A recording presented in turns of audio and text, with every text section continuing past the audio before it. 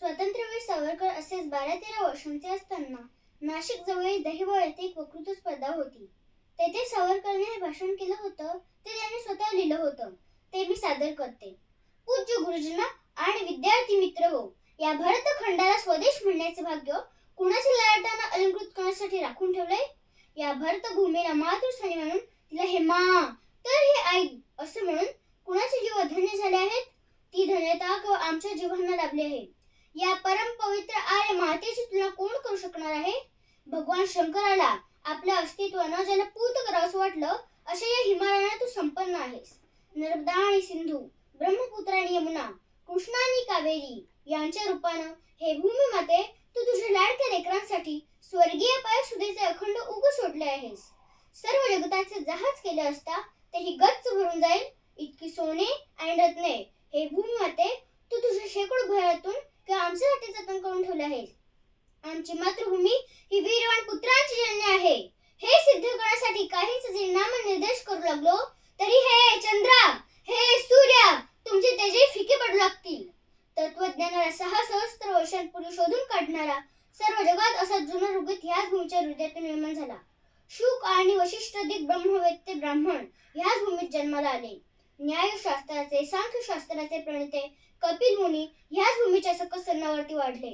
अहो, रामायण इतके सकस दुसरे कोणतेही काव्य जगात अस्तित्वात नाही. व्यासो शिष्टम जगत सर्वम असं तो महाभारत रचणारा व्यास ह्याच भूमीचा पुत्रोत्तम महाकवी कालिदास आणि त्यांचं ते शाकुंतल ह्याच भूमीचं. अहो, आमच्या कवितेत लक्ष्मी आहे, इतरांच्या लक्ष्मीत कविता कुठे?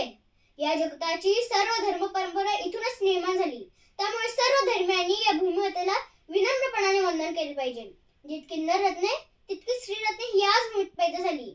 सर्व जगातील प्राणी मात्र हो, ऐका. ऋषी वृंदांना भर सभेत ब्रह्मविचारात जिंकणारी गार्गी ही इथली. लोपामुद्रा, तारा, मंदोदरी, दमयंती, सावित्री, सीतादेवी ह्याच भूमीत जन्मल्या. अहो, हा तर आमच्या इतिहासाचा पूर्वार्ध झाला. आधुनिक काळातील नररत्नांची यादी तर अलाहिदाच. चित्तोडचे प्रतापसिंह, बुंदेलचे छत्रसाल, बंगालचे प्रतापादित्य, रायगडाचे हिंद पदक पातशाह. अहो आमच्या पुण्याचे शनिवार वाड्याचे मालक, ग्वाल्हेरचे महाजी, पानिपतचे मैदान, सिंहगडाचे दर्ड ज्ञानेश्वरांची लेखणी, तुकारामांची भक्ती. काय आणि कसं सांगू? हे आर्य वसुंधरे तू शुभदा आहेस, सुजला आहेस, सुवर्ण आहेस, सुरत्न आहेस. तुला आमचे वंदन असो. हे ऋतुमती, हे वसुमती, हे सुलते, हे सुफलिते तुला आमचे त्रिवार वंदन असो. हे विविध विहंगमे, हे विविध कुसुमे, हे निसर्ग रम्ये, हे निसर्ग रक्षिते, हे पुराण देवी योती पुरंदरी, हे तत्वज्ञ, हे शास्त्रज्ञ, हे धर्ममयी, हे प्रभामयी, हे सत्वमती, हे वीर्यमती, हे स्वातंत्र्य तिलक भूषिते तुला आमचे अनंत वेळा लोटांगण असो.